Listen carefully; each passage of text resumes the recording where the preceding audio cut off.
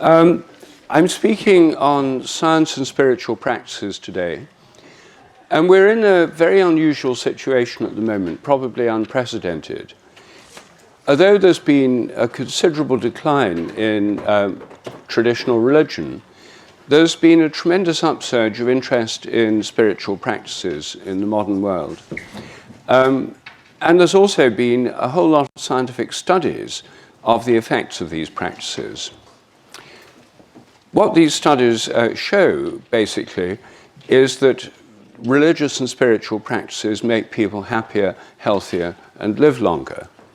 And these are a very substantial body of work that's been carried out. In 2012, the second edition of the Handbook of Religion and Health was published. It's about that thick.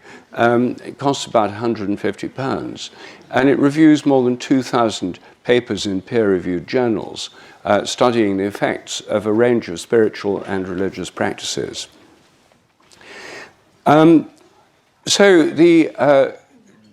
These practices are good for people. People who do them are happier and healthier. Presumably, the converse is also true. Not doing these practices is bad for you. Presumably, it makes you unhappier and unhealthier. And we have a situation today when religious practices were used to be pretty universal. Most people took part in regular religious ceremonies and practices, and those always included spiritual practices. Each religion has its own selection, but singing together, for example, pilgrimage, fasting, there's a whole range of spiritual practices that are just part of a normal religious life. So when people stop being religious, then often all these practices cease. Then, of course, they can easily reclaim practices. There are many people who are spiritual but not religious who take up spiritual practices. But there are many people who stop their normal ancestral religion and don't take up any. And I think that leads to a sense of defect or deficiency. This is the theme of a book by Alain de Botton, who's a popular philosopher, also an atheist. In his book, Religion for Atheists, he points out how many things practicing atheists miss out on. And he then says what we need is atheism 2.0, where we can recover some of these practices that traditional religious people do. One of his ideas is an atheist temple in London. He hasn't built it yet, but he's a very rich man, so he could. But he's already instituted atheist sermons on Sunday mornings in London. And his book is a serious attempt to grapple with this problem of lack of religion and yet accepting the value of spiritual practices. The new generation of militant atheists have actually taken up spiritual practices. Old-style atheists like Richard Dawkins and Daniel Dennett just rejected the whole lot. But the new style, like Sam Harris, one of the so-called new atheists, accept the importance of spiritual practices. And Sam Harris is now giving online meditation courses. There's also, as some of you will know, a non-religious church in England, the Sunday Assembly, where people meet together to sing together and to tell uplifting stories, which again is a response to the need for spiritual practices, which many people feel if they've given up traditional religious ones. So the situation we're in is where these practices are being widely adopted, whether people are religious or not. And that's the context in which I wrote my book. And in it, I discuss 7 different practices: meditation, gratitude, connecting with nature, relating to plants, singing and chanting, rituals, and pilgrimage. And I'm going to be talking about some of those today. I won't have time to talk about them all. I'm going to start with gratitude. the study of gratitude has come about largely through the work of the School of Positive Psychology. As many of you will know, this was a new branch of psychology within the academic world. Starting around 2000, it became established as a kind of official branch of psychology. And positive psychologists try to find out what makes people happy, as opposed to more traditional psychology, which is more about what makes people miserable. The traditional role of psychology has been to study what's wrong with people. I mean, and that's probably because the people who go to see psychotherapists, psychoanalysts, and so on, are people who've got problems. But the positive psychologists were trying to find out what makes people happy, what enhances well-being. One of their preliminary series of studies in the 1980s and 90s was looking at the conditions under which given people are happy. And to do that research, they had volunteers who were equipped with pagers which went off at random times during the day. And they had to write down what they were doing and also how happy they felt on a 1 to 9 scale. And of course, during the day, people's happiness fluctuated, as did the things they were doing. But what this revealed was that the occasions on which people felt happiest, where they were doing all sorts of different things, which at first seemed to have nothing in common. People often reported being happy when they were engaged in their work, when they were having good conversation, when they were dancing or singing, when they were playing games, and other things too. But what was in common between all these things was they felt that they were in a state of flow. They were part of something greater than themselves. And that seemed to be one of the ingredients for happiness. What made people unhappy was feeling bored, frustrated, alienated, separated, and not engaged. When they were studying happy people to find out what characteristics happy people had, one of the things they found was that happy people tend to be people who are grateful. And grateful people, who are happier people, also are more popular. This was a widespread finding that they established. But then the critics said, well, of course these people feel more grateful. They're more grateful because they're happier. And so they wanted to find out, whether they were happy because they were grateful or grateful because they were happy. So they did actual experiments in which they took groups of volunteers, divided them into 3 groups. One of the 3 groups was asked to write a list of all the things that had upset them in the previous week, which had been hassles and problems. Another group wrote a story about something that had happened in the previous week. And the 3rd group wrote a list of the things for which they felt most grateful, that had made them happy in the previous week, for which they felt grateful. And the group that simply made a list of things that had made them happy, for which they felt grateful, were measurably happier for days afterwards compared with the other groups. The most effective of their experiments involved what they called the gratitude letter. They asked people to write a letter to acknowledge and thank someone who'd helped them in their lives who they hadn't properly thanked or acknowledged before. It could be a teacher, a family member, a friend. So they wrote this letter, and then they went to that person and read it to them. And this had a huge effect. They were measurably happier for 2 months afterwards as a result of doing that. Something as simple and as brief as that had an enormous effect. Well, the idea of counting your blessings and being grateful for what you have is not, of course, a new idea. It's part of all religious traditions. All of them involve thanksgiving of one kind or another. And many religious traditions have traditional ways of giving thanks. But there are now all sorts of ways you can do it. There are self-help books on gratitude, and they suggest a variety of exercises. One of them that works best for men, for example, is to have some beans, dry beans, that you put in one pocket. And every time in the day something happens for which you feel grateful, you take out a bean and think about the thing you're grateful for and put it in the other pocket until they've all moved from one pocket to the other, and you put them back the next morning. So you get the idea. And of course, since in America, everything, every new idea is turned into a product.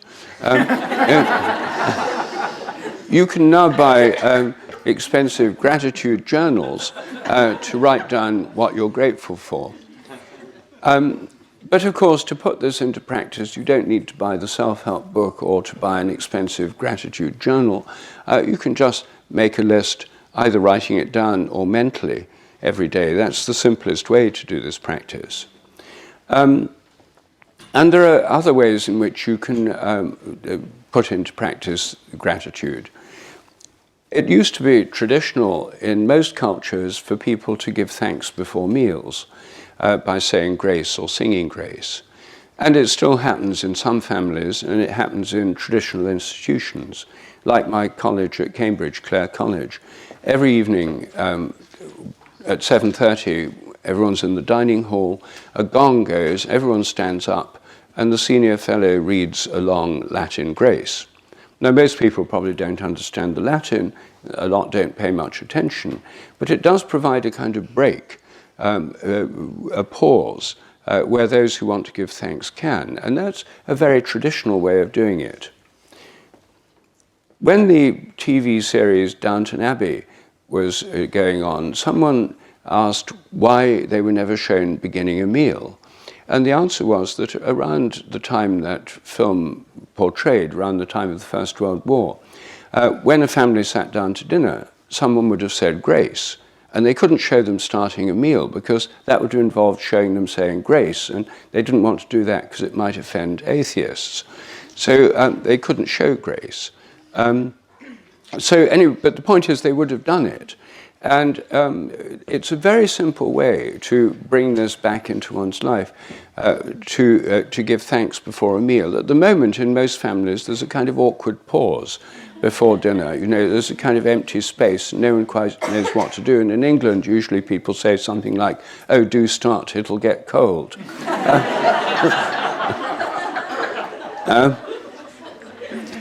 But it's possible to seize that opportunity. And what I do with my own family is we always hold hands before we eat in the circle.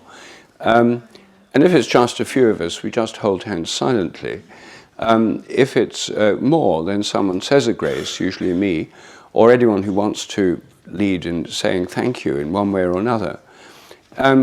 Or if there are more of us, we sing a grace as a round. And it's with a lot of people around the table, singing together before you eat is very effective. The whole atmosphere changes. Everyone's sort of glowing, even though the song only lasts about a minute.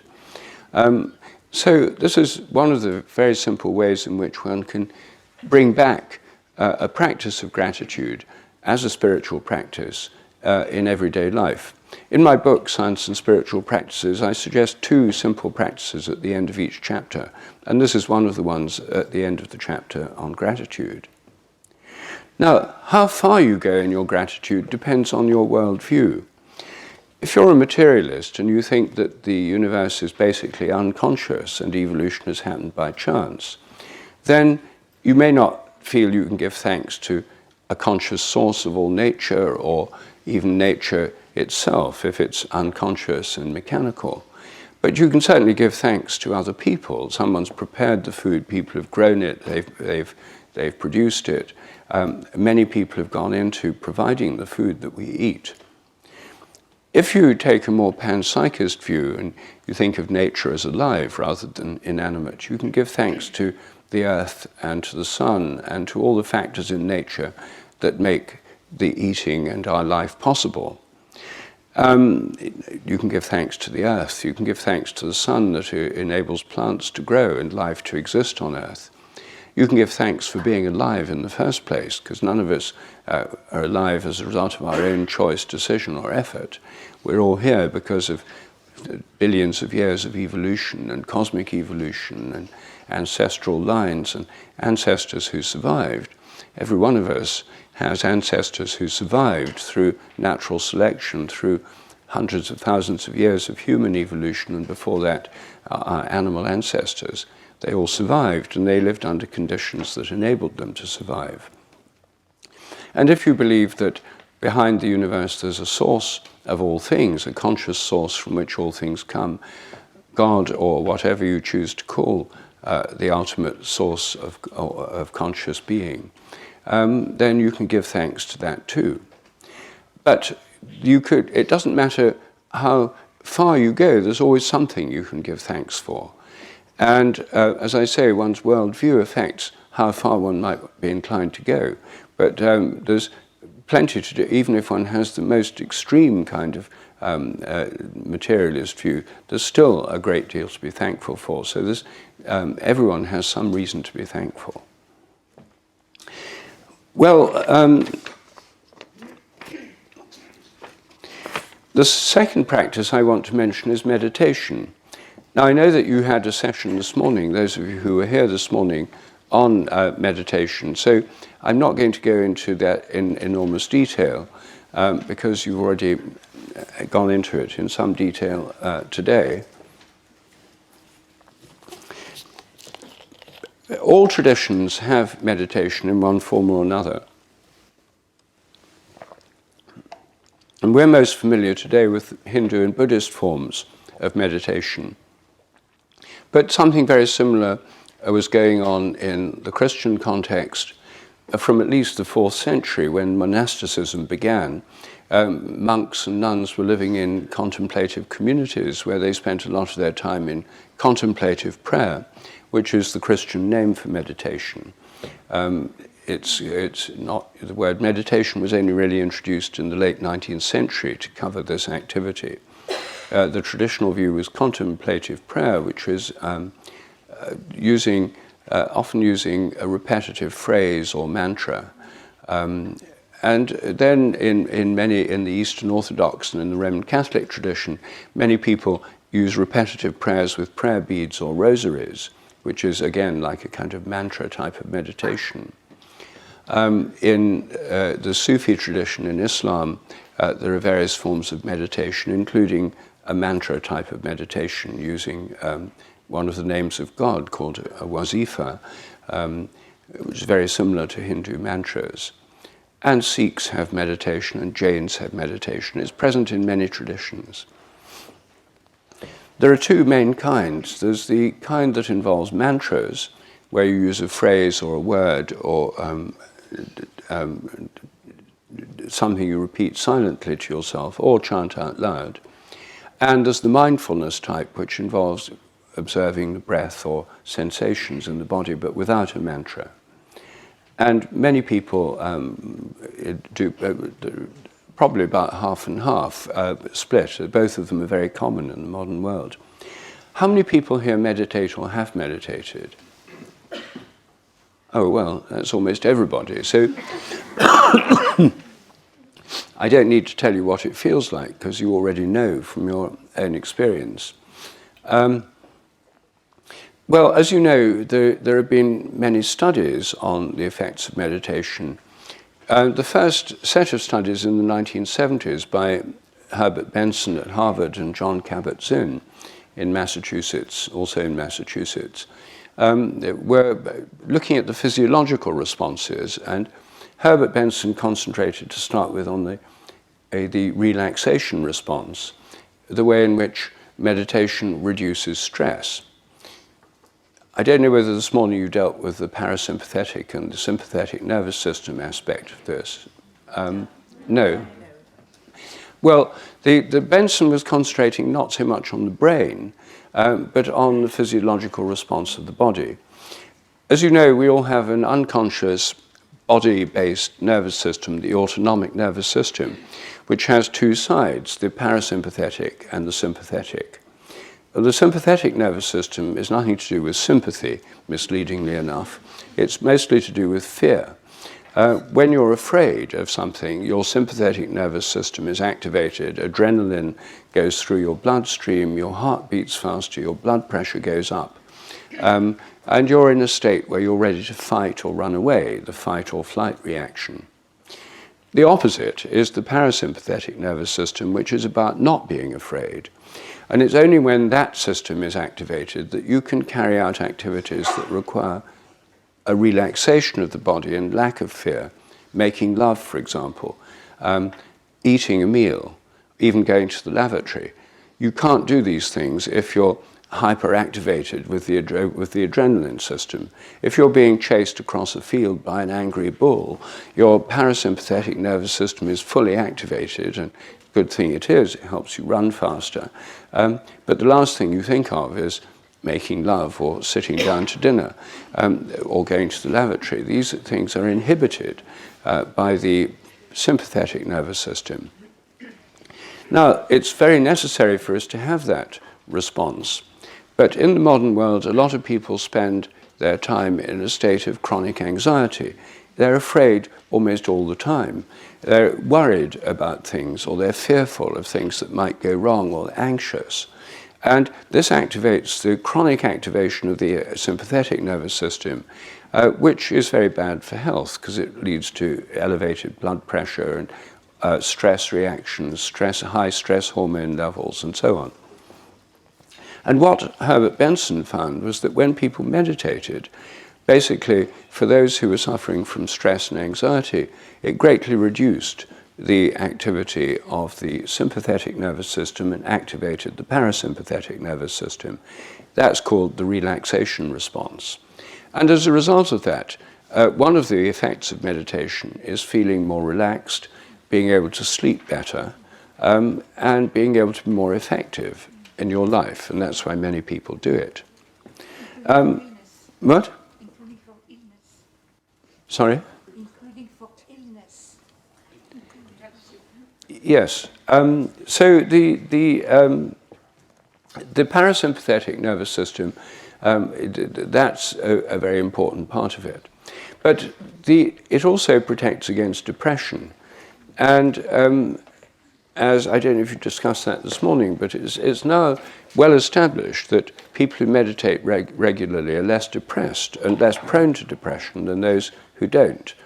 And you can now get a prescription for depression on the National Health Service in some parts of Britain. Psychiatrists can actually prescribe a course of meditation for people who have mild or moderate depression, because clinical trials have shown that it works better than antidepressant drugs, and of course has fewer side effects.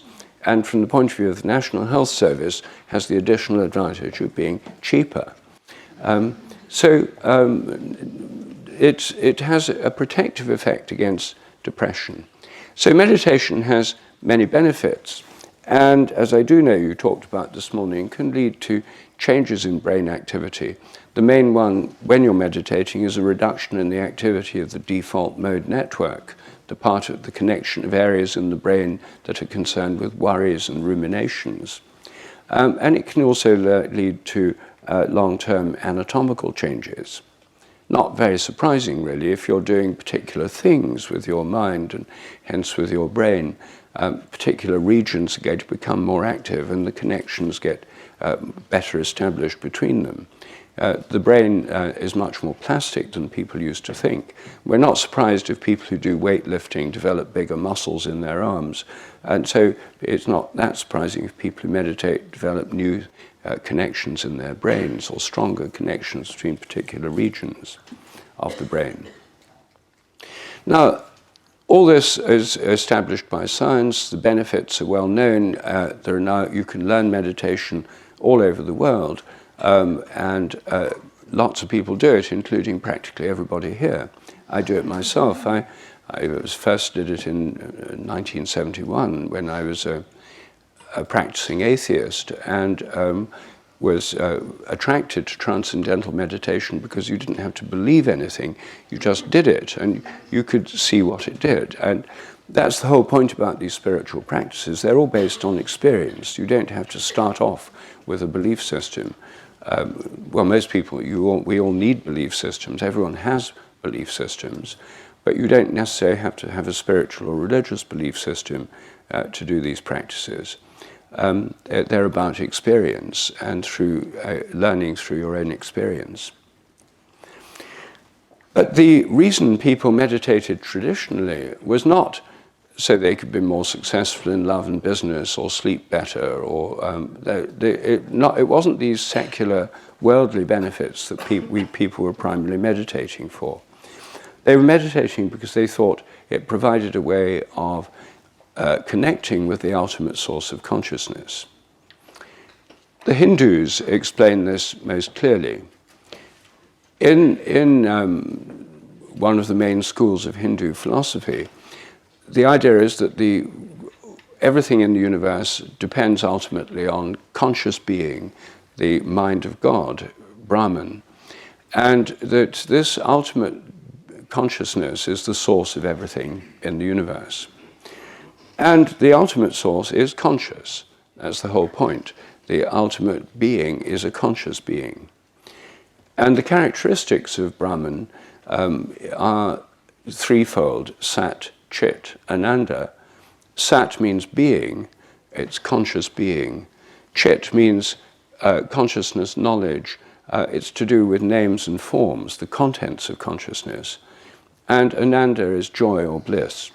And the idea is that the ultimate mind of the universe is complete, not going anywhere, not trying to go anywhere else. And it's utterly blissful. It's in a permanent state of bliss. So the purpose of meditation is to connect our minds with the ultimate mind of the universe. Hindus see all conscious beings as it were, fractal reflections of the divine mind. One of their principal metaphors is of buckets of water, lots of buckets of water, just standing there, and at night reflecting the moon. And in each bucket you see a reflection of the moon. It looks like hundreds or thousands of different moons. But each of those is a reflection of the one moon, which is the source of all these reflections. And in the same way, all our minds are reflections of the ultimate mind and participate in its nature because they're derived from it. So our conscious being is part of the ultimate conscious being. Atman, our individual consciousness, is Brahman. It's linked to it and is part of it. In the Kena Upanishad, it talks about the nature of this ultimate reality. There's a series of verses which get over this point quite clearly. One of them is, not that which is seen by the eyes, but that whereby the eyes can see. Know that alone to be Brahman, the Lord. So it's the ability to see not what's seen. God is not a thing out there that you can study by space probes or scientific observations and quantitative measurements. It's the very ground of consciousness and knowledge itself. Another verse is, not that which is known by the mind, but that whereby the mind can know. Know that alone to be Brahman. Or not that which is heard by the ears, but that whereby the ears can hear. It's the ground of consciousness itself that links us to the ultimate reality. And sometimes teachers of meditation compare the stream of thoughts that goes through our minds when we're meditating to the clouds passing through the sky. And normally you're completely involved in your thoughts, you're involved in your ruminations, you're totally gripped by these fears, anxieties, ruminations, resentments, internal dialogue, and so on. But the meditation, by concentrating on your breathing or sensations in the body, as in mindfulness, or on your mantra, sort of splits your mind and detaches you partially from these thoughts. And then you become aware that your mind is more like the blue sky through which the clouds are passing, the ground of all these thoughts and ideas. And the more you become aware and present in that ground of consciousness, the more you become linked to the ultimate consciousness, to the being on which all consciousness depends. And the more you're linked to that, the more blissful or joyful it is, because the more linked you are to this ultimate source of joy or bliss. So that's the way in which, roughly speaking, and very abbreviated, in which this is understood by many people in India. The Christian understanding is rather similar, because all Christians, like Hindus, have the idea that God is ultimate consciousness and has three principal aspects. the ground of being in Christianity called the Father is essentially conscious being. And when Moses first met God in the desert, in the burning bush, and said, "Who are you?" God said, "I am who I am." It's a statement of the divine conscious being. It's defining God as conscious being and presence. But God's mind contains thoughts, ideas, forms, shapes, logic, meaning, contents. And that's the Logos, the second person of the Trinity. It's rather like a Christian assimilation of the Platonic realm of ideas into the divine being. Names and forms, as the Hindus call it. And the third aspect is the spirit, which is the dynamic principle of God, which is the breath, the wind, the flow of life. And is also joy or bliss. St. Augustine, one of the early theologians, thought of the Holy Trinity as the knower, the known, and the joy of knowing. Again, it's sort of the ground of being or knowing as the Father, the Son, or the Logos as the known, or the second person, defined in forms, shapes, connections, meanings, and the joy of the Spirit. So these spiritual practices actually traditionally have been designed to connect us with the ultimate reality. And different practices connect us with different aspects of it.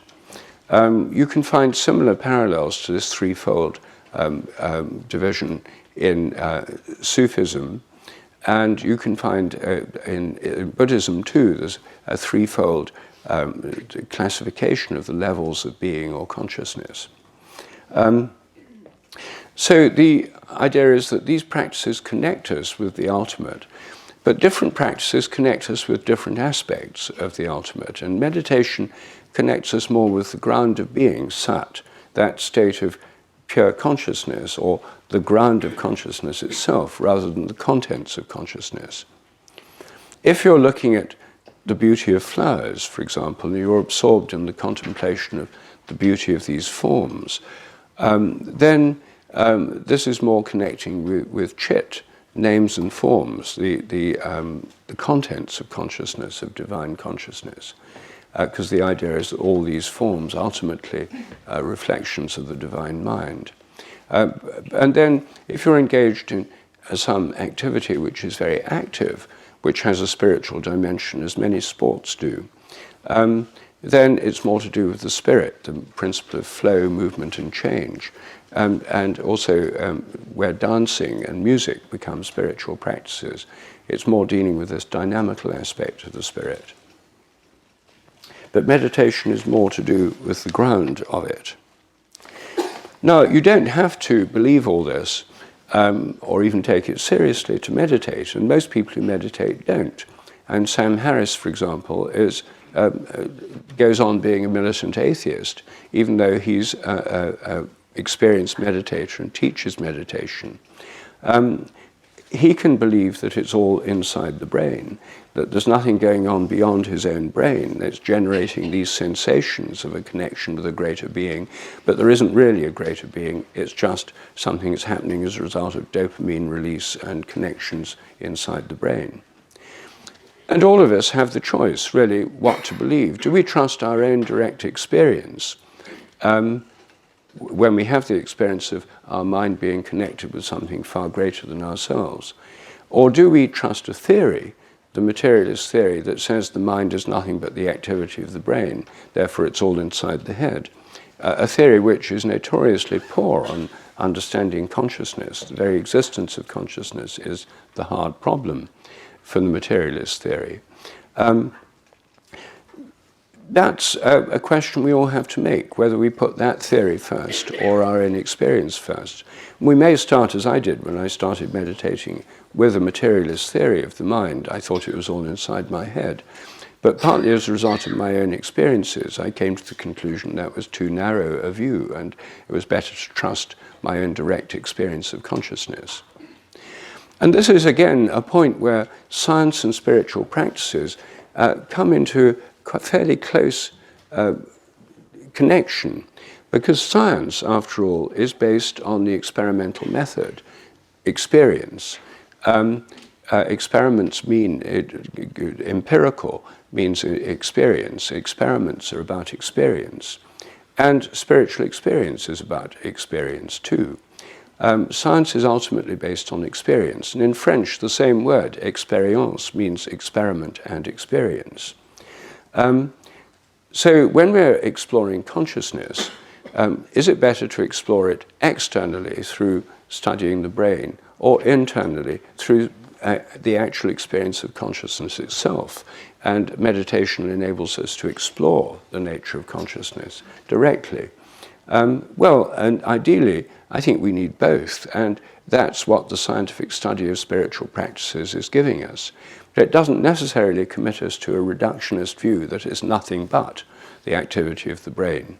It's true that when people have mystical experiences, particular parts of the brain become active, but that doesn't prove it's nothing but the brain. You're having a non-mystical experience right now of seeing me standing here, and if someone measured your brain activity, there would be changes in your brain associated with the image of me and hearing my words, which would be changes, measurable changes in your brain. But the fact there are measurable changes in your brain when you see and hear me doesn't prove I'm nothing but your brain. Fortunately, for me, I have an independent existence, and it's a kind of interaction. And so it may well be that when our consciousness connects with higher forms of consciousness, if such forms exist, that the brain changes in particular ways, but it doesn't prove that it's nothing but those changes in the brain.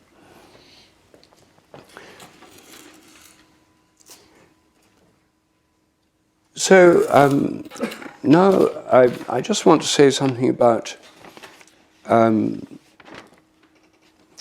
rituals. All traditions have rituals. And I want to focus first, before we have our short break, on rites of passage. All societies have rites of passage, which are when somebody moves from one social role to another. And the most fundamental rites of passage are concerned with birth and death, which are the ultimate passages. One, you become alive, and the other, you stop being alive. Other rites of passage include marriage, where you stop being a single person and become a founder of a new family. And all societies have their ways of celebrating this. And there are many societies have rites of passage for when people pass from adolescence to maturity and become a mature man or woman, adult member of the society. In some Native American tribes, for example, they have vision quests where young men go out into the wilderness fasting, confronting great dangers, and then find a vision for what their role is in society, and then come back and are welcomed into the circle of men and the circle of adults as members of that, and mature members of that society. Many rites of passage involve a theme of death and rebirth, that you die to your old role and you're born again in a new way. And I think that some of them actually involve near-death experiences. They involve trials by ordeal, or pushing people to extreme limits where they basically nearly die. Now, we know more about near-death experiences today than people have ever known before, largely because more people than ever before actually have them. Thanks to the advances of modern medicine, many people who would have died 50 years ago or 100 years ago of heart attacks or medical emergencies now survive.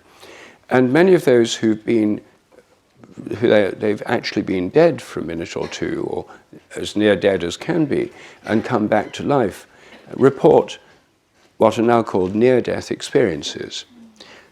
And some of you probably in this room have had them because they're relatively common. I should guess at least 10 or 20 people here have had them. And they've now been described scientifically, partly through subjective reports and partly through actually measuring the brain states of people during heart operations when their heart is stopped and they actually have near-death experiences on the operating table while they're being monitored.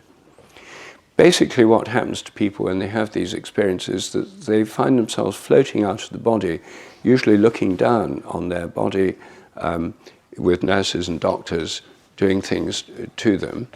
Then they often go through a tunnel, a dark tunnel, and emerge into a realm of bliss, light, and joy. And when they're in that realm, they feel immensely welcomed, loved. They sometimes meet people, deceased relatives or friends, who welcome them.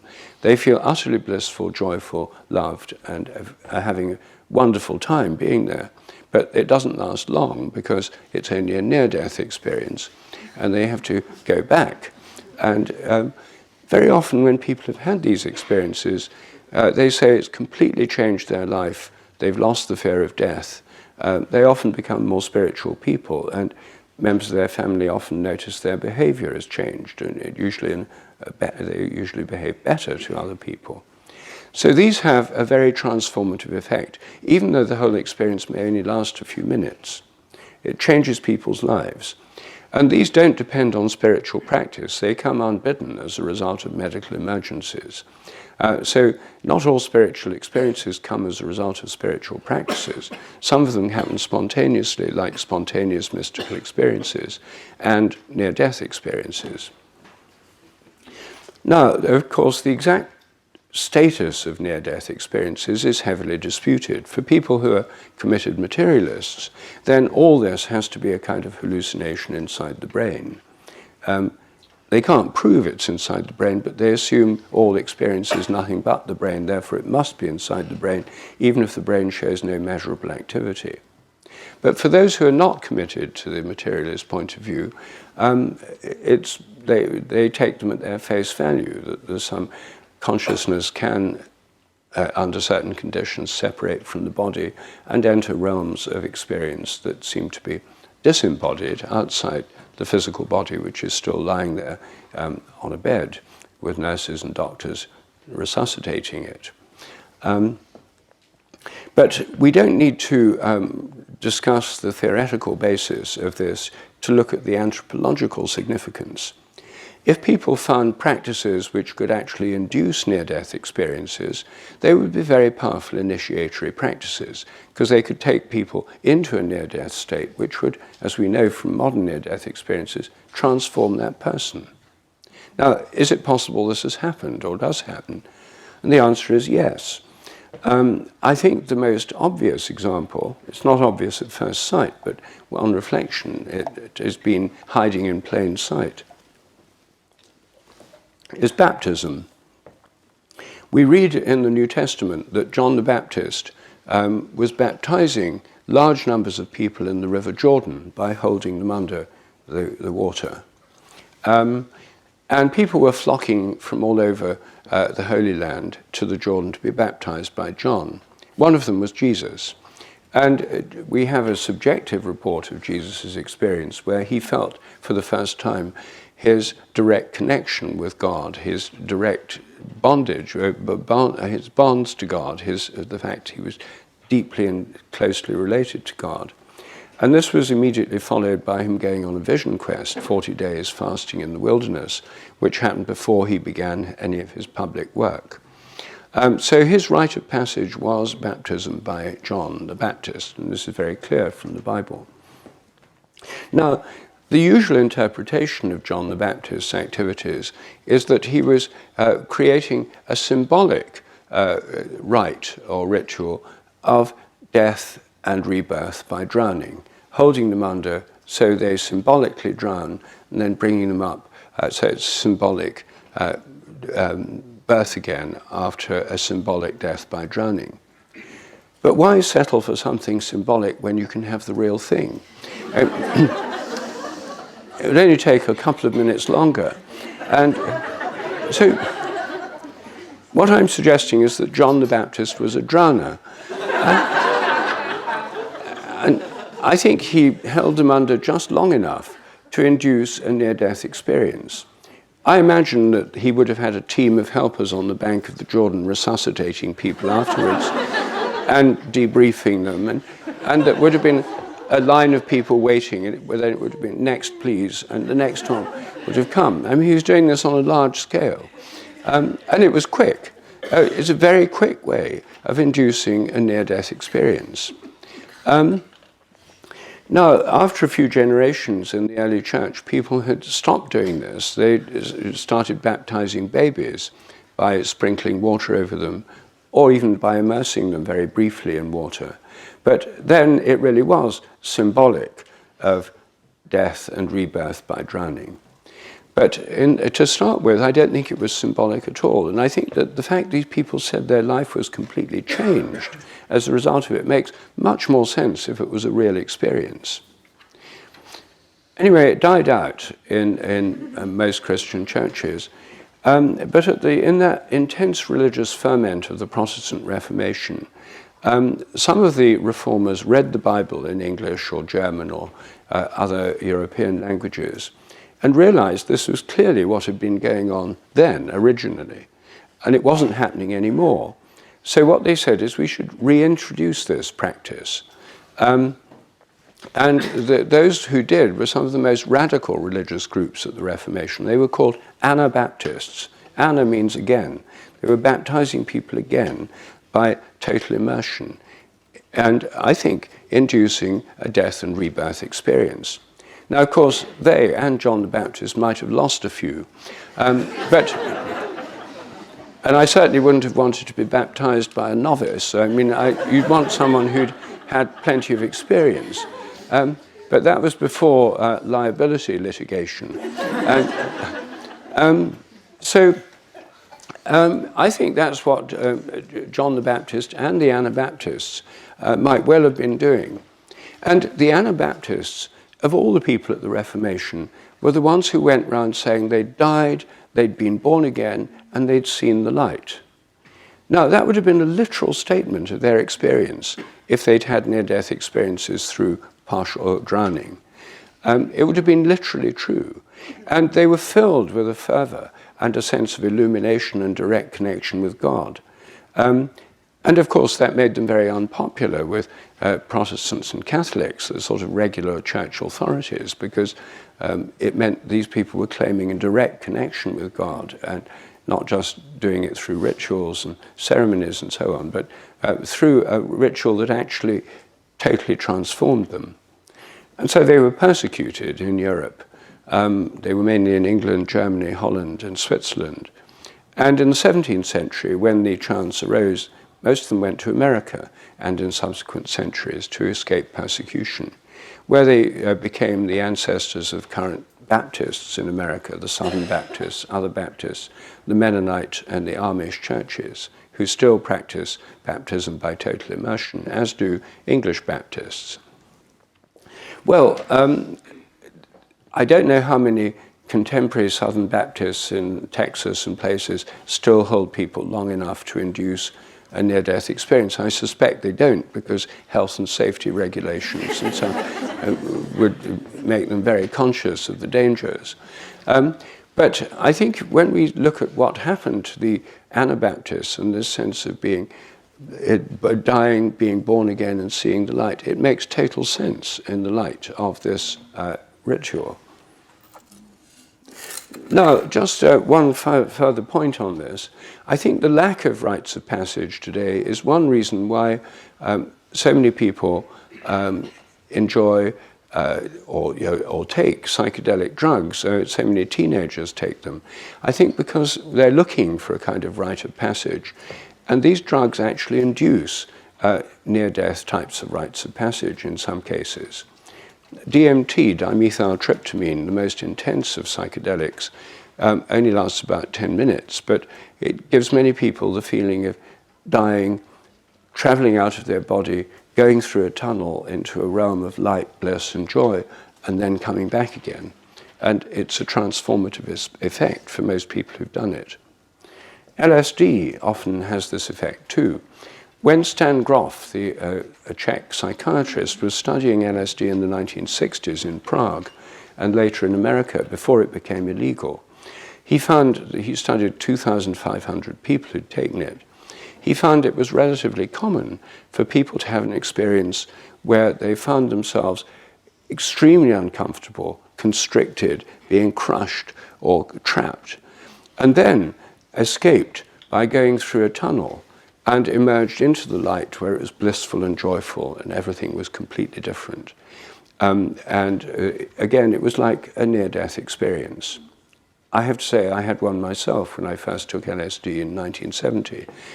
It was more or less as Stan Groff describes. It had a huge effect on me. It's very strong. So, no, we'll come to questions later. Anyway, this was something that for me was very significant. And I think that for many people who take these drugs, it does have this rite of passage effect. In fact, one of the things that's changing the consciousness of our whole culture is psychedelics. And Michael Pollan's recent book, How to Change Your Mind, The New Science of Psychedelics, has made this more or less mainstream. Now, of course, it's still illegal here in England, and lots of people take psychedelics under very bad conditions when they may induce psychosis, they're not supported by experienced people, they do them in highly unsuitable circumstances. So the indiscriminate use of psychedelics is definitely not a good thing. But there are now psychedelic churches where you can actually take them as part of a ceremony, and of course shamanic psychedelic ceremonies. In Brazil, the Santo Daime Church is a church which uses ayahuasca, which is a psychedelic brew from the Amazon, as a kind of communion. And members of this church actually take this together in a special kind of communion service. And so they're a result of Catholic missionaries going to the areas of the Amazon where traditional shamanic cultures took ayahuasca as a psychedelic healing compound mixture. And so we've now got this hybrid religion, which is spreading rapidly in Europe. There are hundreds of underground psychedelic churches now in London and elsewhere in Britain and Europe, where people are doing these ceremonies. It's sometimes called a reverse missionary movement.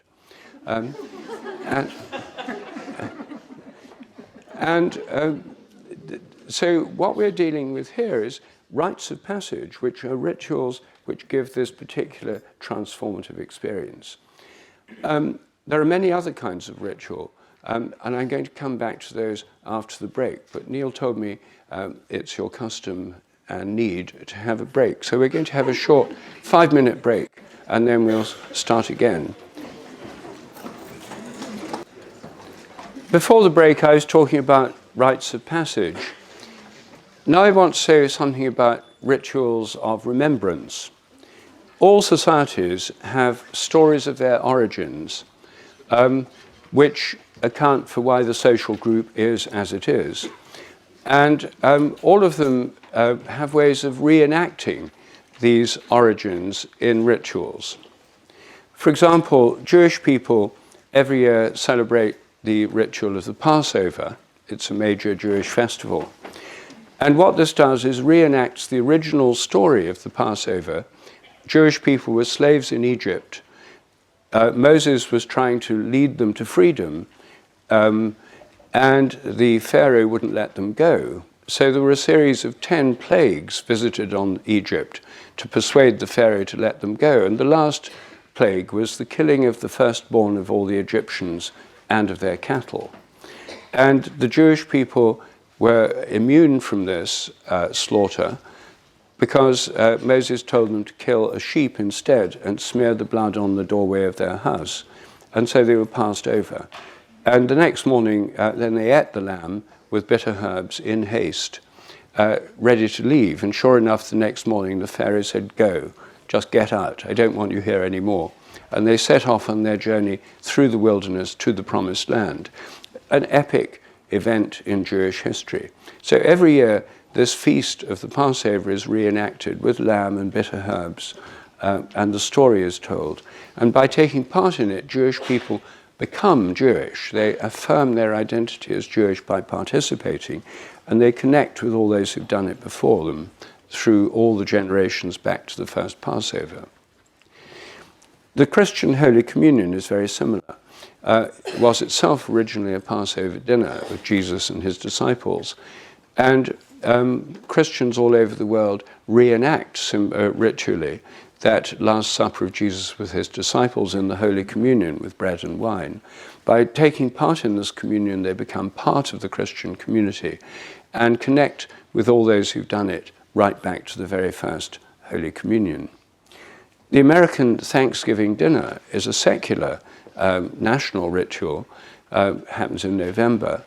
Every November, Americans gather with friends and family to do this Thanksgiving dinner, which reenacts the original Thanksgiving dinner of the first settlers in New England in 1619. They had a dinner to give thanks after their first year surviving there, with turkey, an American bird unknown in Europe, and until then.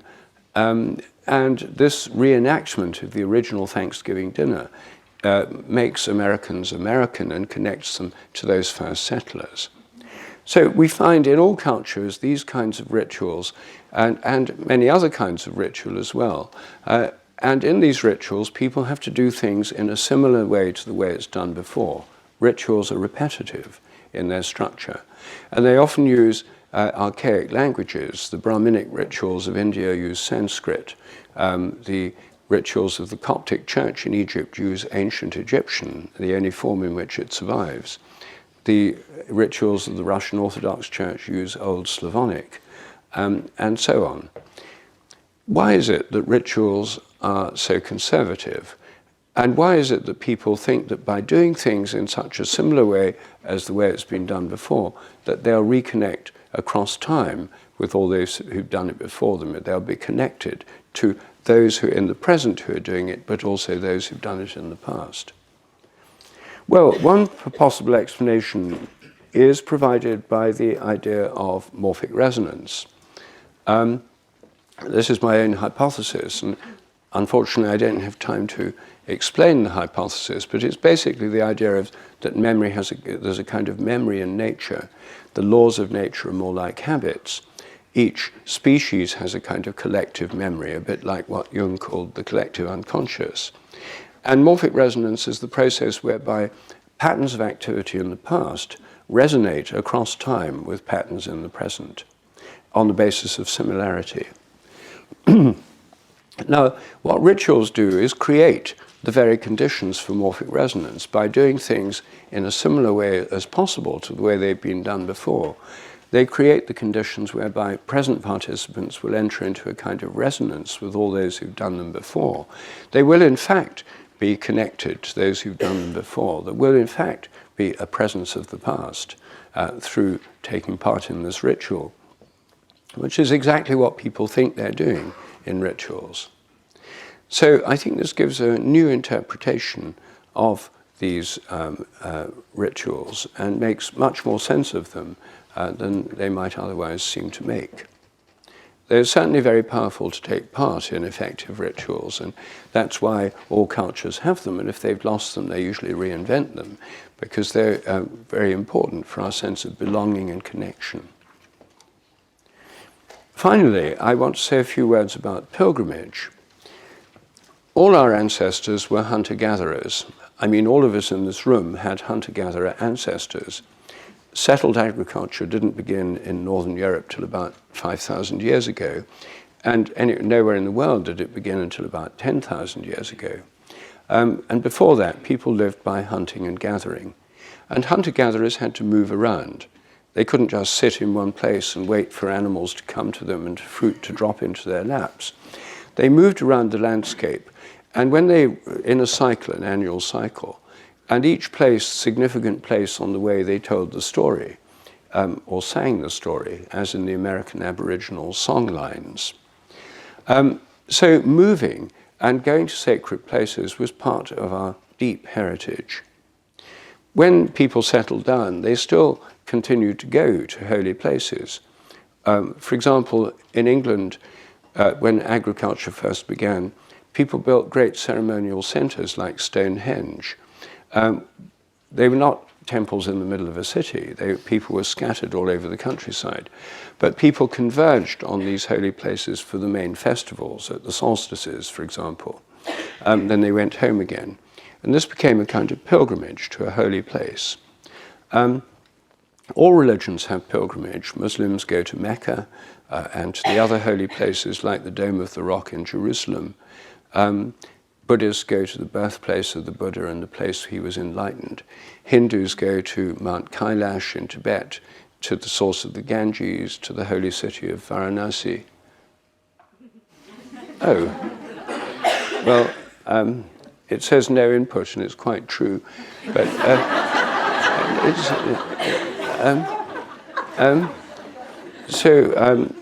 I don't know if, oh, it's gone.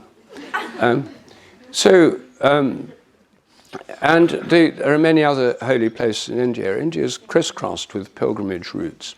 And medieval Europe was like that too. There were many pilgrimage sites in medieval Europe, places where saints' relics were kept, holy mountains like Croagh in Ireland, ancient holy places, or the cave of Saint Baume in Provence, which were much more ancient holy places that were Christianized. And Europe was full of these routes. Here in England, the two most important were the pilgrimage to Canterbury, to the relics of St. Thomas Becket, who was martyred in the cathedral, and to the shrine of Our Lady of Walsingham, the Black Madonna of Walsingham in Norfolk. And there were many others all over England. At the Protestant Reformation, pilgrimage was simply abolished. In 1538, Thomas Cromwell here in England issued an injunction against pilgrimage, making it illegal. And the infrastructure for pilgrimage was the monasteries, which provided food and shelter to traveling pilgrims, and those were dissolved. So the infrastructure was destroyed, the shrines were destroyed. The image of Our Lady of Walsingham, the Black Madonna, was taken from the shrine and burned in a public bonfire. And there was this kind of total wiping out of this tradition in Britain and in northern Germany and in Scandinavia, in the Protestant countries. This left a great void in the soul of the English, and I think that's why after a few generations the English invented tourism. And I think tourism is best seen as a form of secularized pilgrimage. Tourists still go to the great holy places, the ancient temples of Egypt, the temples of India, the great cathedrals of Europe. But when they get there, they can't say a prayer or make an offering, because they have to pretend they're modern Enlightenment type educated people who've risen above all this kind of superstition. So they have to pretend they're primarily there because of an interest in art history. So guides spring up to fill their minds with facts: when the building was built, by which king, how many tons of stone it contains, etc., etc. Facts that go in one ear and come out the other. Because they have to pretend that they're primarily there for facts, but they're not.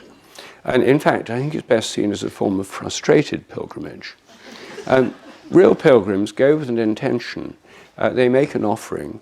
In India and in many other places, they walk round the place they're visiting first before going in, circumambulating, making it the center. And they make offerings. They ask for blessings or healing or give thanks. And then they bring something back to share with their friends and family. In India, people bring back blessed food called prasad, which they share with people. And this is much, much more satisfying than going as a tourist.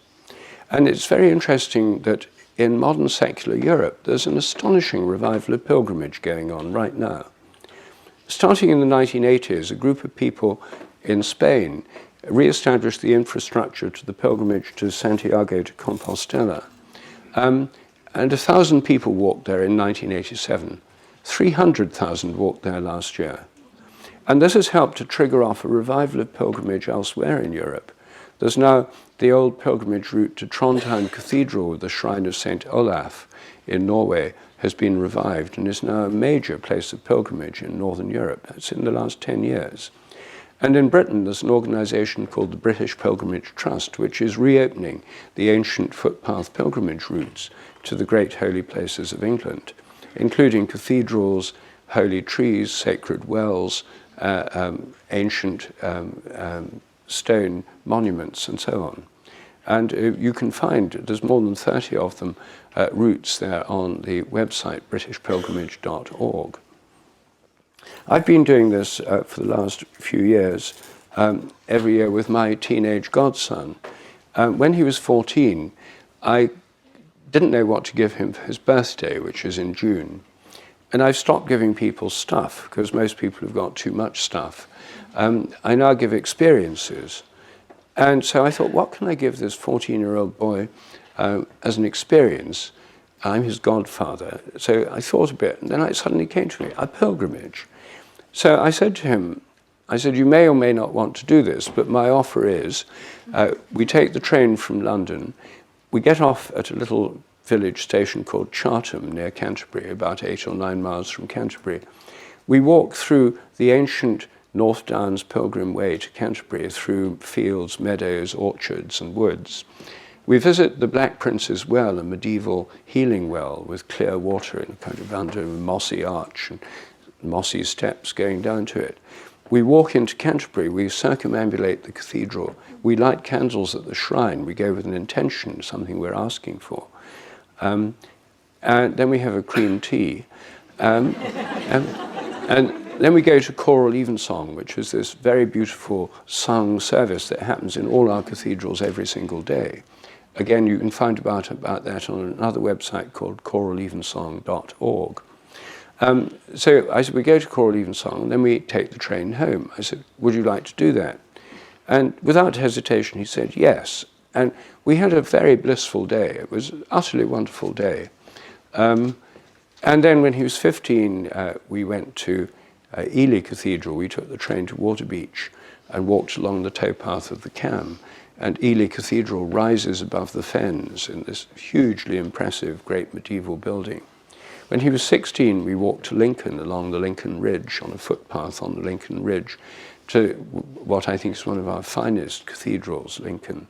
Again, lit candles at the shrine, had tea, and went to choral evensong and came home. And then he was 17, we went to Wells Cathedral, and this year we went to Winchester. We took the train to a village near Winchester. We walked from Twyford, a beautiful village, along the River Itchen, a fast-flowing, beautiful river, up St. Catherine's Hill, where there's an ancient turf labyrinth, so we walked the labyrinth.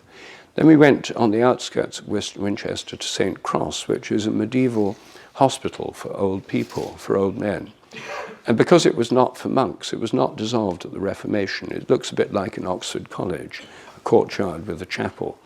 And under their medieval statutes, they have to provide the pilgrim's dole to any pilgrim who requests it, a mug of beer and a slice of bread.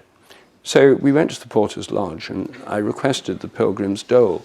I said, we're pilgrims, we're on our way to Winchester Cathedral. And the porter said, all right, she said, you've asked for it, you'll get it. She said, but you have to ask, and I'm glad you've asked. And she brought us the beer and the bread. And then she looked at my godson and she said, is he over 18? And I said, well, actually, yes, he was 18 last week. That's why we're doing this pilgrimage. It's for his birthday. And so she said, okay, well, you can have it then, she said, and she gave it to him. She said, but it won't be so much fun now it's legal, she said. Anyway, we had a blissful day this year, and since there are something like 45 cathedrals in England, this is a formula that can go on and on.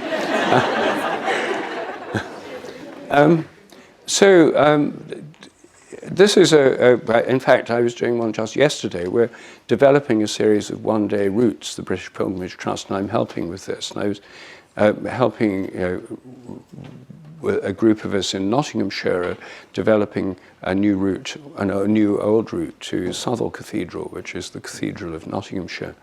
I had absolutely, I just got off the train to come here. I got mud, I'm afraid, on my from the pilgrimage, but it's a wonderful practice, and it's something you can do with friends or families or on your own, or you can do it in a group.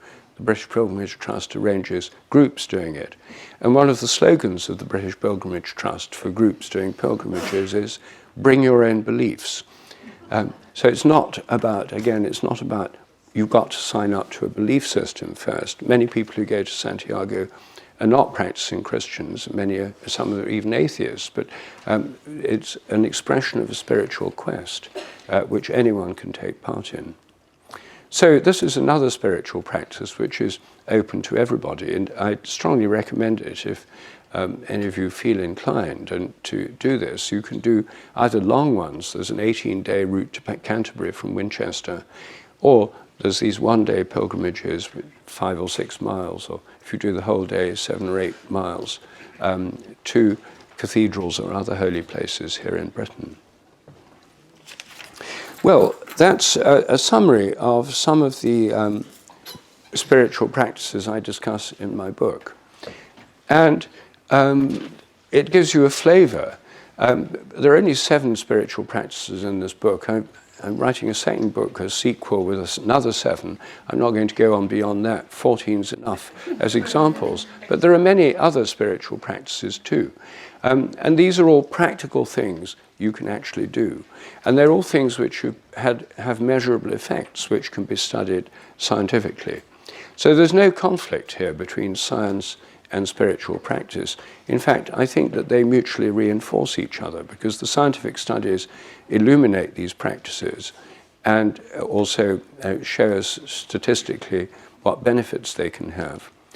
And the practices themselves can be helped through the science. I mean, you could meditate more effectively if you know more about the science behind it. And particularly in spiritual practices associated with psychedelic drugs, they're extremely science-dependent, especially the ones that depend on modern synthetic drugs as opposed to herbal brews. So I think we're entering an era where science and spiritual practices can be seen as complementary rather than in any sense contradictory. And personally, I find that very helpful, because I myself do all the spiritual practices I discuss in this book. I'm also a practicing scientist and spend most of my time in research. And I personally don't experience a conflict between them at all. And I think that they provide, illuminate a way forwards for many of us who've grown up in a very secular society, an unprecedentedly secular society, in fact, but not one that is spiritually inert at all. There's a kind of ferment of spirituality going on at the moment, and I think we're actually on the threshold of a new phase of spiritual evolution. Thank you.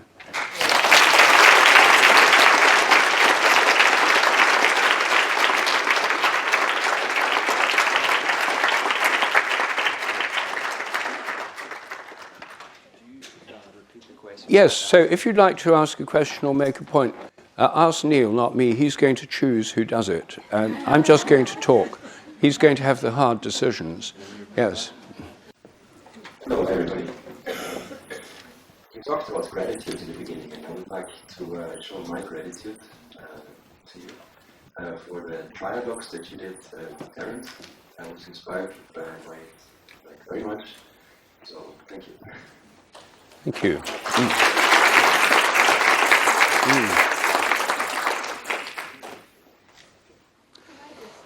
Yeah, well, thank you. Those were, for those who haven't seen them, I did a long series of trialogues with 2 very good friends, Terence McKenna, who was an explorer of psychedelic use of psychedelic shamanism, and Ralph Abraham, who is a chaos mathematician from the University of California in Santa Cruz. Terence sadly died in the year 2000. Ralph's still alive, and we still meet on a regular basis. But these were some of the most exciting conversations I've ever had. And we used to spend several days together every year just talking. The first 10 years, we just talked. The next 10 years before Terence died, various friends said, oh, you must record these. And so they were recorded. And there's about 30 of these online on my website. And there are 3 or 4 on YouTube that were also filmed. But our aim in those conversations was to go where, without a particular agenda, just seeing where it would lead. And because they were both such exciting people to talk to, they were immensely stimulating. And it's wonderful that people can still listen to them now, years later, and they trigger off conversations for many other people too, which is, I'm sure, what Terence would have been really pleased to know if he was still with us. I'm just a very quick continuation of what he said, because throughout your talk, and you've just brought up an enormous sense for me of wanting to dance. So I just wanted to thank you.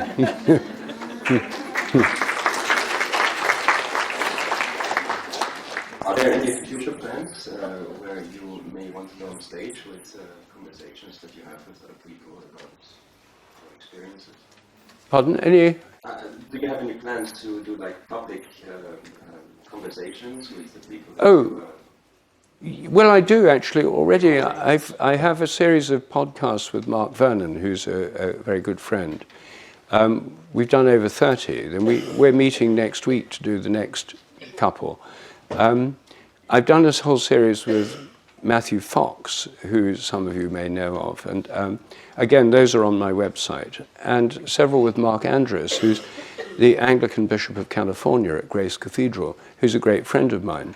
And those conversations are particularly helpful because he's very open to the idea of, using cathedrals in a new and more adventurous way, and we're discussing all sorts of ways in which this could happen, since they are places which are designed to induce experiences that take you beyond yourself. Hello, thank you for bringing so much erudition to science and spirituality conversation. I had a question around awareness and whether you think it's possible to be aware without having an object of awareness. And two, from a spiritual perspective, isn't worshipping of any sort of entity like Brahman or God or whatever, just simply worshipping of awareness? Thank you. Yes, well, I think that some people in a state of meditation, most of the time when I meditate, there's a constant stream of thoughts, and I go back to my mantra. But there are periods when the thoughts stop, and even the mantra stops, and then there's just this sense of being in a state of awareness. And in my case, it doesn't happen very often, but when it does, it's a wonderful experience. And I think many people achieve that state of being through meditation. Some people have spontaneous mystical experiences. I mean, I've had quite a few myself, which just come on unbidden. And again, there's this sense of this conscious presence, that one's in some vastly greater consciousness than one's own. And again, there's this sense that it's conscious. This ultimate ground of being is essentially conscious. So I think that again is an experience, and I think actually all religions start from that experience of conscious presence. And the Buddha didn't become enlightened through doing a PhD at SOAS. He became enlightened through spending years meditating, learning from yogis and sitting under trees and meditating. Jesus didn't have his sense of being part of the divine nature through studying at a rabbinical seminary. I mean, it came to him through this near-death experience at baptism and through other prayer and meditation and other mystical experiences. So I think that all religions start from this sense of connection with a greater form of consciousness than our own. But we're not always in that state of illuminated awareness. And I think many of the religious and spiritual practices are about connecting to it, worshipping or paying homage to or praying to a state of consciousness which is there all the time and in all of us, but which we're normally separated from by our mundane concerns. So yes, I think the ultimate reality is awareness or consciousness, and indeed that's what all traditions tell us. Hi, my question is, as near-death experiences can be induced by the use of psychedelics, can they be badly reduced to a change of chemicals in the brain, or there's something more? Well, you see, I think it's something more. It depends on your worldview. You see, if you're a materialist and you believe that consciousness is brain activity, or as the materialists often say, minds are what brains do, if you think that consciousness is nothing but brain activity, then you have to say it's nothing but chemical changes in the brain, neurotransmitters are blocked or enhanced, or levels of dopamine increase, or something like that. And there are these chemical changes in the brain. After all, psychedelics are chemicals, and they do have chemical effects. That's why they work. But again, you get this question of, is it nothing but that? Is it nothing but your brain that enables you to hear me now and see me now? Or is there something else really there? And the answer is yes, there is. There's me. But again, with psychedelics, if people have an experience of a visionary realm, then they may be connecting with forms of consciousness beyond their own. One of the things my friend Terence McKenna said of the psychedelic experiences, he said, they're made of mind, but they're not made of my mind. In other words, he was saying that they connect us with other forms of consciousness, and some greater than our own.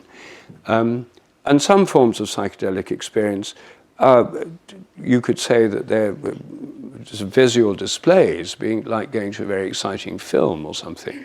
But some give a sense of much greater connectedness to realms beyond the human. Not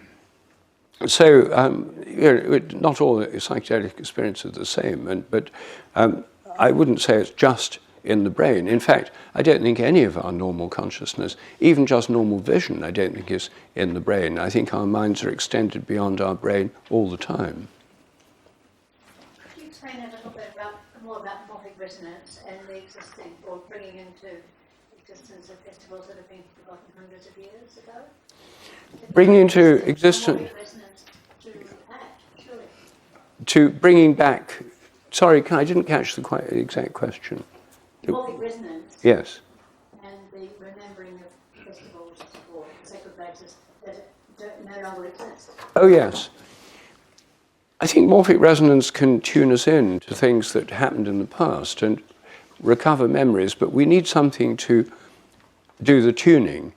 And, when you go to a holy place, example on pilgrimage, if you go to a holy place like one of the temples in Benares or Lincoln Cathedral or the Friday Mosque in Delhi or something, any holy place, or Croagh Patrick in Ireland, you come into resonance with those who've been there before because you're exposed to the same stimuli, you're getting the same pattern of influences on your nervous system that bring you into morphic resonance with people in that place in the past. And that's one reason I think that holy places have the power they do, because there's a kind of memory that you tap into of previous people's spiritual experiences in that place. The converse is true. If you go to a place where terrible things have happened, you may get a feeling of something awful having happened there. And through taking part in rituals, especially if it's a ritual you've never done before, or even ones that have almost died out and been revived, you can, through morphic resonance, connect with those who've done it before across time. So I think morphic resonance helps to understand both the power of holy places and the power of rituals through this connection with the past. Thank you.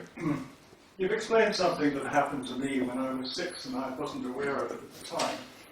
I fell into a swimming pool at the deep end thinking it was shallow end, and I had the experience of drowning. I don't remember the panic or the recovery, but I remember extreme bliss. And ever since then, I've never had a fear of water or drowning.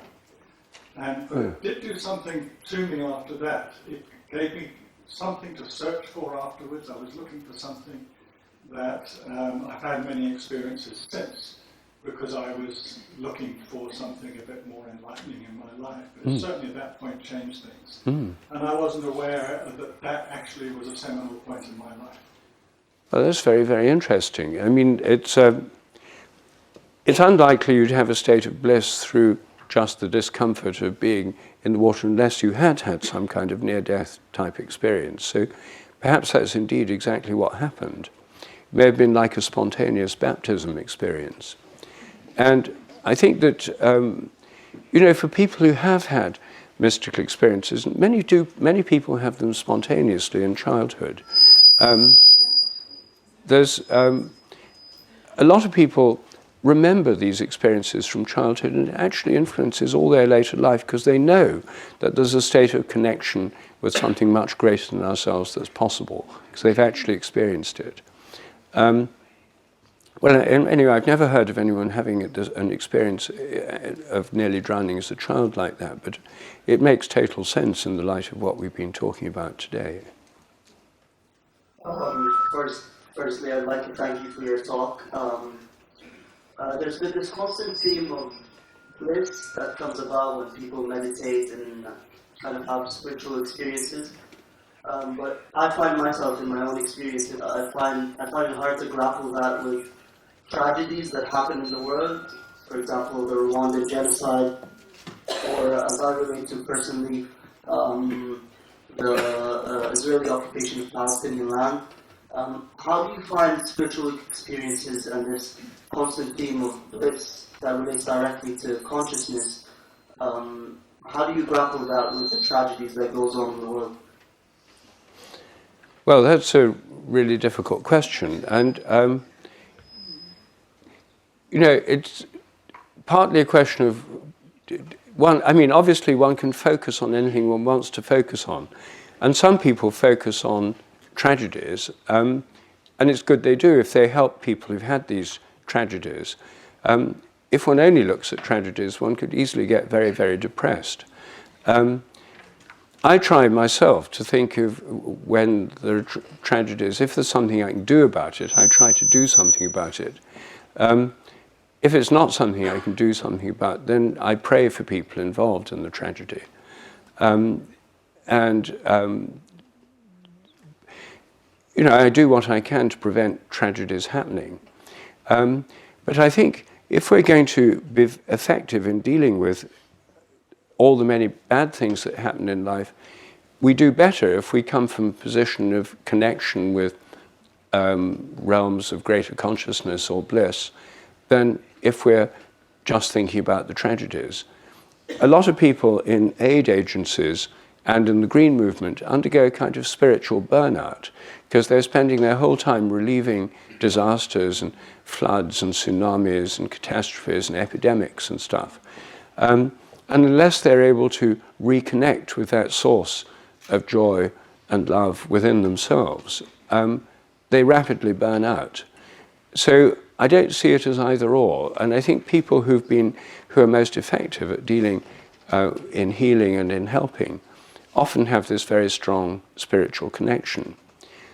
I mean, it's actually fairly built into most religions. They have different ways of dealing with it. In Buddhism, it's more a way of removing the causes of suffering in oneself.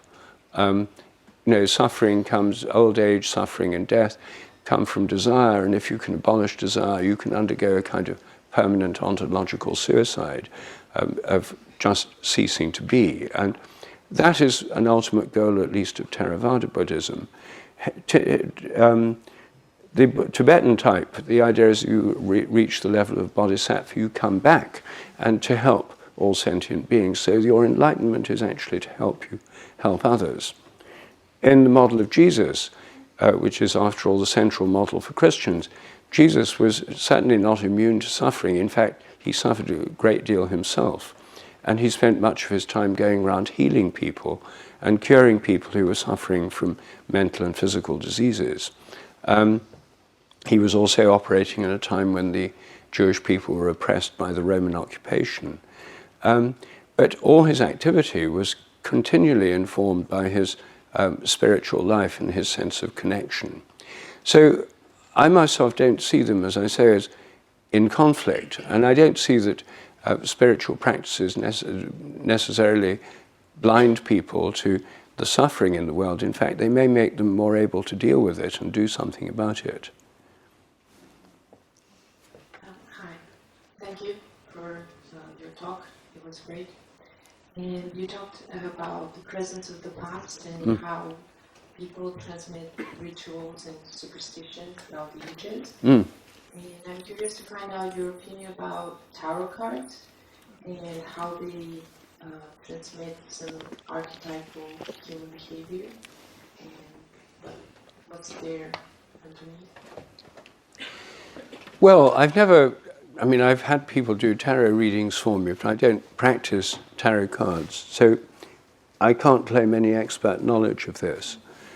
I mean, they're obviously an oracular system in the sense that they reflect to people archetypal patterns which may help them, and there's only a limited number of archetypes, and a particular tarot card focuses on an archetype which may or may not be relevant to a person at the time.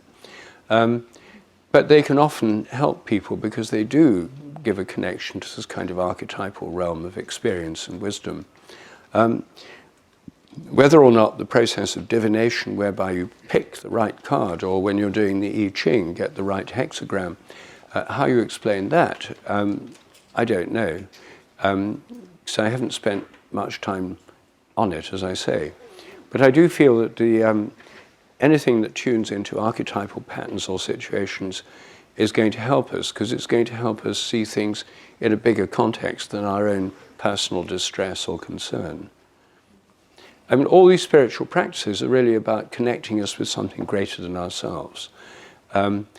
If we're just isolated, separated, we're generally speaking unhappy and unsatisfied. And these practices are all about making us feel part of a greater flow, part of a greater conscious state, part of a greater tradition, or part of a greater archetypal pattern.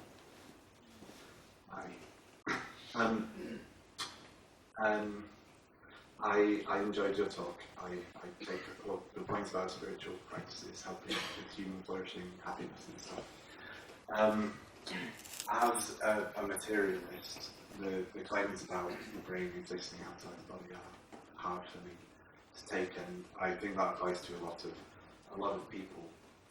What do you think you could do or say that would help people to kind of believe that and understand that, maybe outside of direct subjective experience?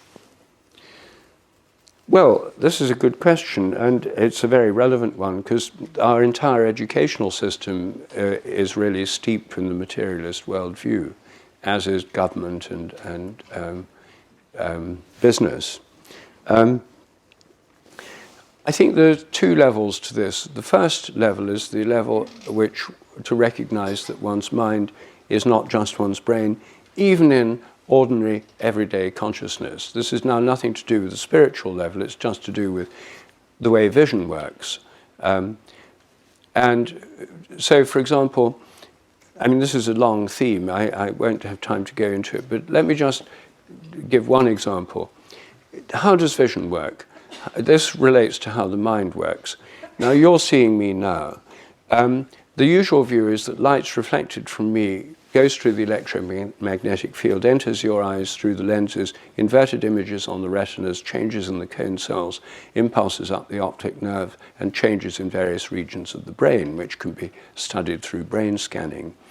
That's very good as far as it goes, but does it explain vision? Well, no, it doesn't explain the subjective experience of vision. It explains changes in your brain. Now, the first problem is, how is it that you're aware of what you're seeing? And that's the so-called hard problem of consciousness, because materialism has no theory of consciousness. It has the idea that it must be somehow arising from the brain, but can't say how. So that's the first problem. The second question is, where is this vision? That the normal view is that somehow your brain generates inside your head a 3D colored virtual reality display, which includes me standing here and the rest of this room. And all that's supposed to be inside your head. That's the official view. When you look at the stars at night, the stars and the sky you're seeing are inside your brain. Your experience is all inside your brain, so your skull is beyond the sky. That's the official view.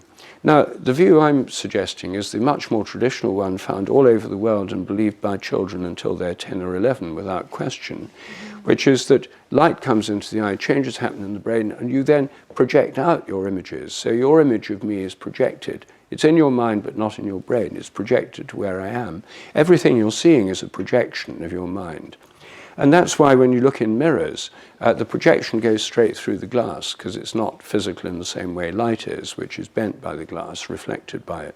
That's why you see things in mirrors. You're seeing your own projections in the mirror.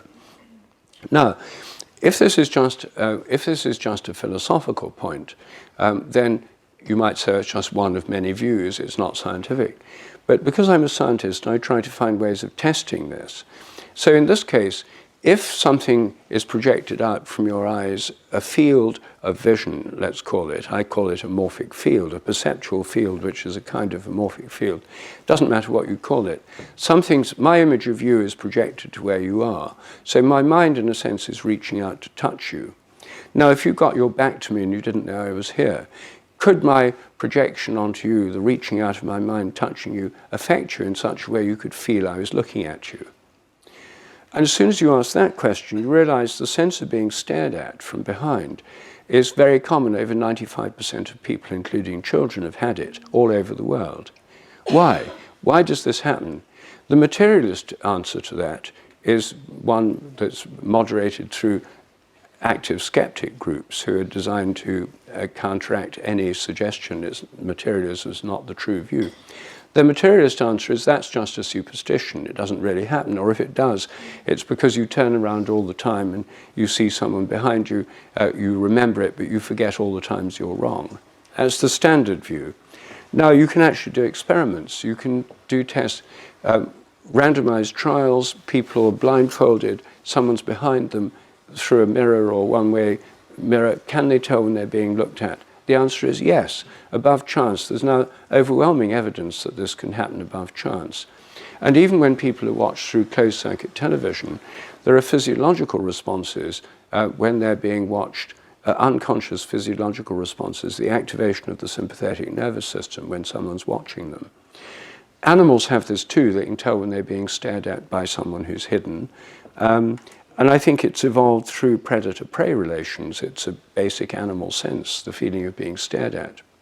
But because it doesn't fit the materialist view that it's all inside the brain, this is not mentioned in psychology courses. It's completely airbrushed out of normal university discussions.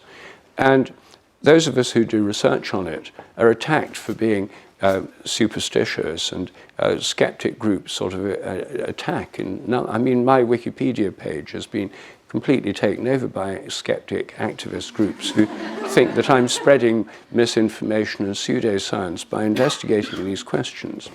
So, in my book, The Sense of Being Stared At and Other Aspects of the Extended Mind, I discuss ways in which, in our ordinary everyday being, our minds are far extended far beyond our brains, just through walking around, hearing things, seeing things. We're also connected with others at a distance, as in telepathy, and I've done lots of experiments on telephone telepathy, which show that the common experience of thinking of someone who then rings is not just a coincidence or a superstition. There's very good evidence now it's real. You can do an online test on my website on mobile phones to test your own abilities. So I think that these kinds of phenomena show our minds are normally rooted in our brains but extend far beyond them. Just like the field of a magnet is rooted in the magnet and extends beyond it, and the field of your mobile phone is rooted in the phone and extends invisibly beyond it, or the gravitational field of the earth is rooted in the earth but extends beyond it. So our minds are rooted in our brains but extend beyond them. So that's the first step, that our minds are extended even in ordinary everyday consciousness. And that takes you way beyond standard materialism and is still completely scientific. And the idea of fields, invisible fields, is the basis of the whole of modern science. It's not as if that's some woo-woo idea. Then when it comes to conscious experience, the experience of contact with a greater form of consciousness, then I think we just have to let experience guide us. You can call it subjective, but actually all experience is subjective. All science is subjective. I mean, if there were no people around, there'd just be dead textbooks and journals in libraries with no one to understand them.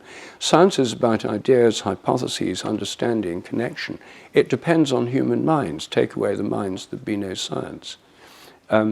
So I think that when it comes to these spiritual experiences of connection with a consciousness greater than our own, then if we have these experiences, we just have to say, which is more scientific, to trust experience, which science is meant to be about, or to trust a theory, which actually isn't very good at explaining these kinds of experiences. And so then I think it becomes a personal choice, a decision. And I think that it's possible to be, you see, a lot of people feel if they abandon materialism, they abandon science and reason.